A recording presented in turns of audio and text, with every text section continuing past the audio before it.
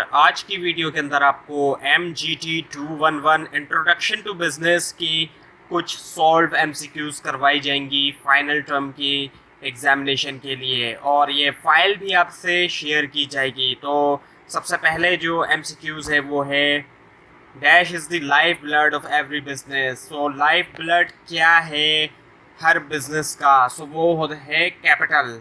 इसके अलावा कम्युनिकेशन भी लाइफ ब्लड होती है। और उसके बाद है फिर कौन सी ऐसी एक तरह से बिजनेस है या बिजनेस एक्टिविटी है जो प्रोडक्शन और प्रिपरेशन ऑफ गुड्स और सर्विस से जुड़ी है। सो वो इंडस्ट्री है।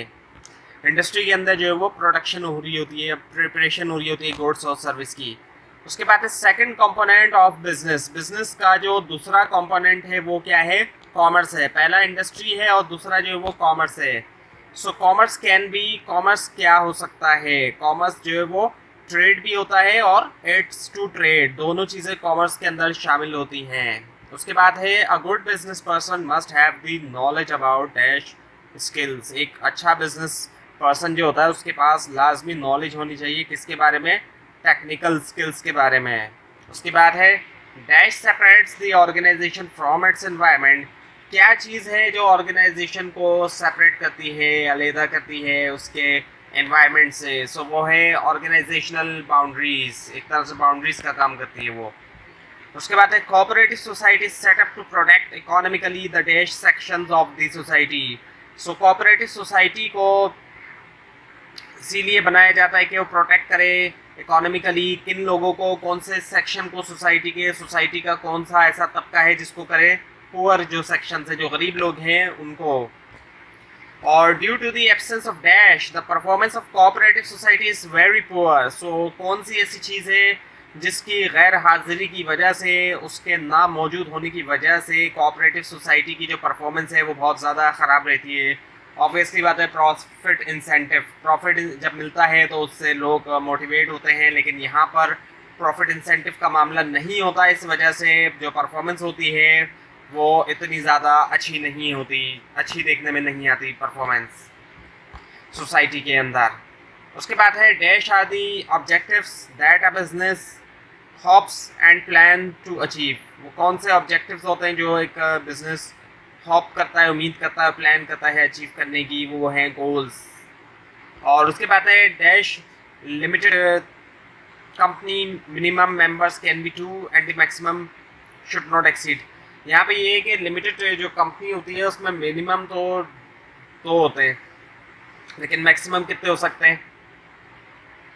50। और ये जो बात हो रही है असल में ये प्राइवेट लिमिटेड कंपनी की बात हो रही है। सो प्राइवेट लिमिटेड कंपनी जो होती है वहाँ पर मिनिमम 2 मेंबर्स होते हैं और मैक्सिमम जो है वो 50 नहीं होने चाहिए प्राइवेट लिमिटेड कंपनी के अंदर। उसके बाद है public company must have dash basic legal documents. So 3, इसका आंसर है 3। उसके बाद है notice of annual general meeting should be send to the shareholder at least dash days before the date of meeting. So कितने दिन पहले notice देना चाहिए एनुअल जनरल मीटिंग का शेयर होल्डर को, मीटिंग से पहले? सो इसका जवाब है 21। सो 21 दिन पहले देना चाहिए। उसके बाद फिर company must hold an annual general meeting of its shareholder dash in a year, once in a year. अब एनुअल जनरल मीटिंग, इसके नाम से ही आपको अंदाज़ा हो जाना चाहिए कि ये जो है साल में एक बार होती है।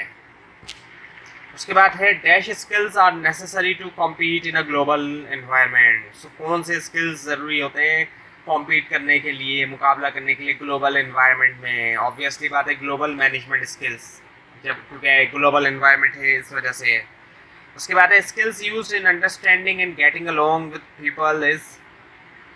सो जिन स्किल्स का इस्तेमाल किया जाता है समझने में, लोगों की जब बात की जा रही है, सो यहाँ पर बात की जा रही है लोगों की। सो ये जो स्किल्स हैं ये हैं ह्यूमन रिलेशन स्किल्स।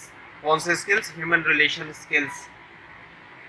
उसके बाद फिर dash are responsible for the development, pricing, promotion and distribution of goods and service. So कौन जो है वो रिस्पॉन्सिबल होते हैं, या फिर सॉरी एक्चुअली यहाँ पे लिखा हुआ है कि कौन रिस्पॉन्सिबल होता है डेवलपमेंट के लिए, प्राइसिंग के लिए, प्रमोशन के लिए और डिस्ट्रीब्यूशन के लिए गुड्स और सर्विस।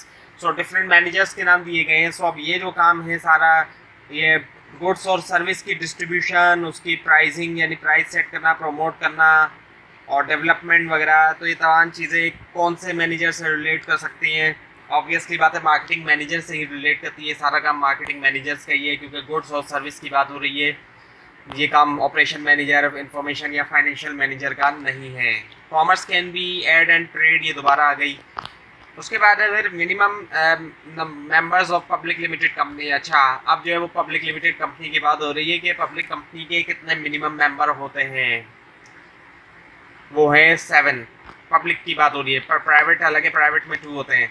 उसके बाद है cooperative society set up to protect economically dash sections of the society. So poor section ये भी पहले आ चुकी है।